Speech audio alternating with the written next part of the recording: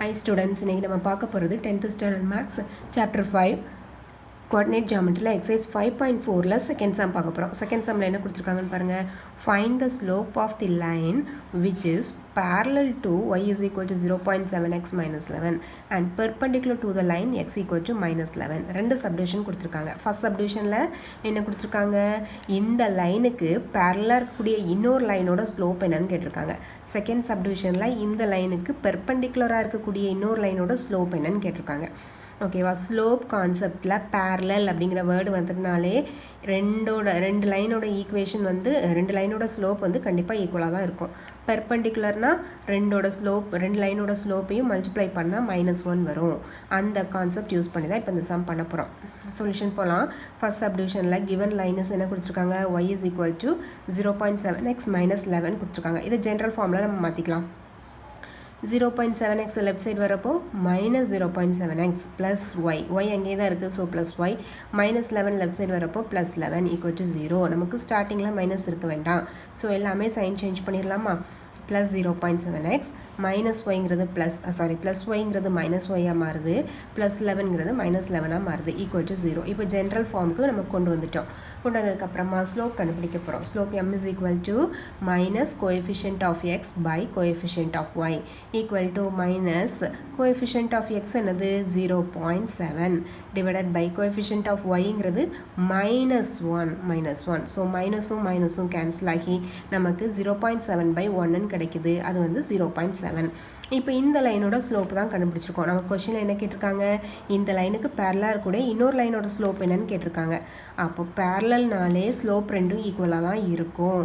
அப்போது இந்த லைனுக்கு பேரலாக இருக்கக்கூடிய எந்த லைனோட ஸ்லோப்னாலும் இதே தான் இருக்கும். அதான் நம்ம இப்போ ஸ்டேட்மெண்ட்டை எழுத போகிறோம்.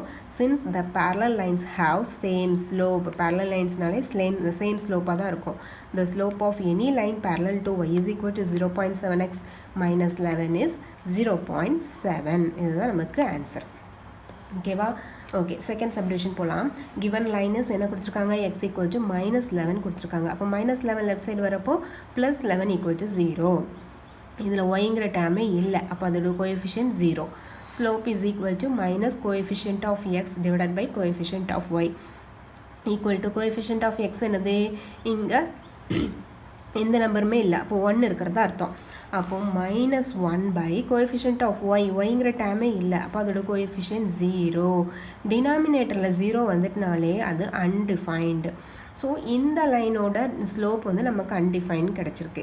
அப்போது நமக்கு என்ன கொஷின் கேட்டிருக்காங்க, இந்த லைனோட ஸ்லோப் கேட்கல, இந்த லைனுக்கு பெர்பெண்டிகுலராக இருக்கக்கூடிய இன்னொரு லைனோட ஸ்லோப் தான் கேட்டிருக்காங்க.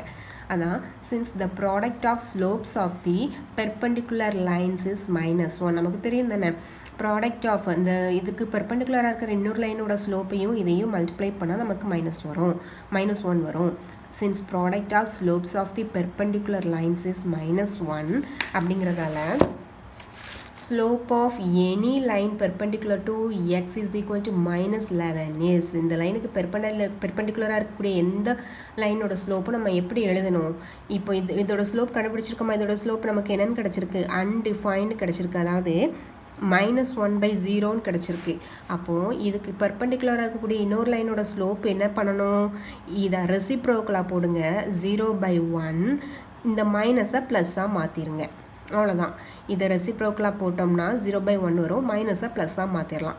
இப்போது -2ன்னு வந்துச்சுன்னு வச்சுக்கோங்களேன், அதோட ஸ்லோப் வந்து -2னா, அப்போது இந்த பெர்பெண்டிகுலராக இருக்கக்கூடிய லைனோட ஸ்லோப்பு இதோட ரெசிப்ரோக்கல் 1/2, இங்கே மைனஸ் இருக்குது, ஸோ ப்ளஸ் அப்படி தான் போடணும். ஓகேவா, அப்போ இங்கே -1/0 இருக்குன்னா இதோட ரெசிப்ரோக்கல் 0/1, மைனஸ் வந்து ப்ளஸ்ஸாக மாறிடும்.